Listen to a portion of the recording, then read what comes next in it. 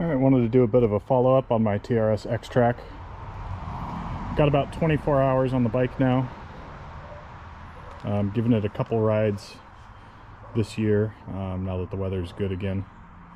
I'm going to go over just how the bike's been doing, any problems, and stuff that I've done to the bike.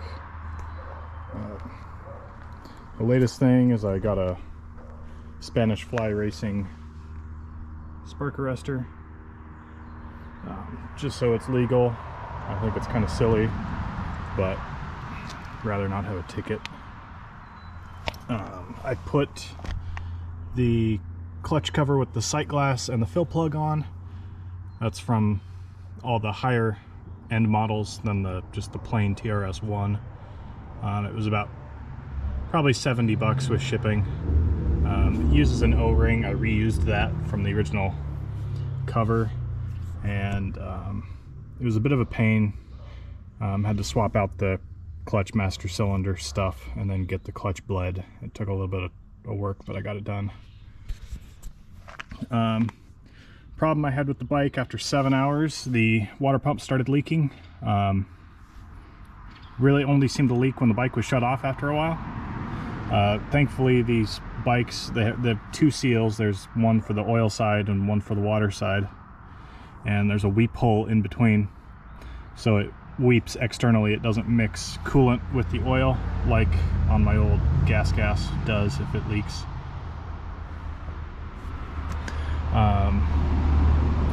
So I put in a new seal, which wasn't too bad of a job. Some people mentioned it's something to do with the stock impeller that makes it leak. I don't know if that's true, but I figure I put in the Jitsi high flow water pump kit. So it's a bigger impeller with a little spacer there, longer bolts. I'm not sure if that was, the right thing to do, but it's because now there is a second gasket to leak, but whatever. It seemed to be working so far. So that was at 7 hours. I'm at 24 now, so this seal has lasted longer than the original. Had a minor problem with the fan. There was a little bit of flashing, and I realize I'm getting very close to the microphone here, so it might be kind of loud.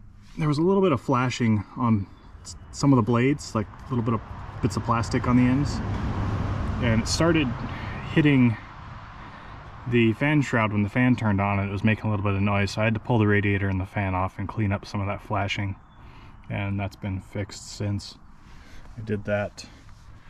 I believe this is from Trick Bits. It's just a little engine cover in the front there, keeps mud off the engine as well, and this little flap helps keep mud up out of the radiator.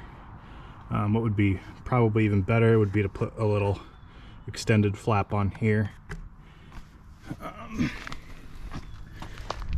I got these fork booties. These are extra thick ones. These came from the Hell team down in Australia, but protect the forks. I've always run those on my bikes,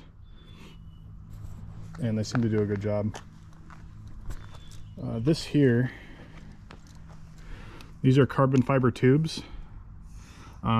Since I wanted to put the registration stickers on the bike for off-road use, to keep it legal. I didn't want to stick it directly on the forks here, because if you have to slide the forks out to work on it for any reason, you have to peel the stickers off and get new ones, and you got to pay for that. It's a bunch of bullshit. So I got these carbon fiber tubes. These have a 40 millimeter inside diameter, I believe. These fork tubes are 39 or 38, something like that. Anyways, I put a couple thin strips of rubber on each end to take up the gap, cut these tubes to this length, and slid the forks up into the tubes, put the stickers on that, so if I ever have to work on the forks, I can slide the forks out of these tubes and without disturbing my registration stickers. See what else. Put this hour meter. It's just velcroed on here up to the battery. This is it says about 22 hours right now. The first couple hours I ran the bike, I did not have an hour meter on it, so that's why I'm saying it has about 24 hours. This is from believe it's Moto Trial Parts on Etsy. This little kit. There's another video by Yinzer Moto on YouTube about this. So I put on a Jitsi magnetic lanyard, but I'm using the Moto Trials Parts lanyard magnet and their starter button cover. So the advantage of this is it's got a lip here that you can grab with your thumb when you want to shut the bike off. It makes it easy. The stock one doesn't have a lip on it, so I guess you can sort of flick it like that, but I keep that there just in case I happen to lose this one or something on a ride. That just sticks to that fork bolt. Also, this cover makes it harder to accidentally press the starter button as well, and then when you put this on it, it fully makes it impossible to press, while at the same time making sure the ignition source is off so the bike can't be accidentally started and run away or anything like that if it was left in gear. Let's see what else. I ran this vent line up here from the transmission vent. It still will manage to puke some fluid out up here. It's kind of annoying. It's not the end of the world. I think I'm going to try and make a little reservoir that goes in line here to help catch more fluid before it can rise all the way up to the top, but I haven't gotten around to that yet. What else? So yeah, about as far as mods go, that's about it. I keep a little tool pouch in here. This is to go in like a bicycle water bottle holder. I have a couple wrenches, a screwdriver, some pliers, zip ties, that kind of stuff. I keep paper towels in there too, both as a to protect the plastic from that moving around, and they can also be useful when you're out riding if you have to clean anything up. Yeah, that's my my update with my TRS. I'm very happy with it so far. It's a lot of fun.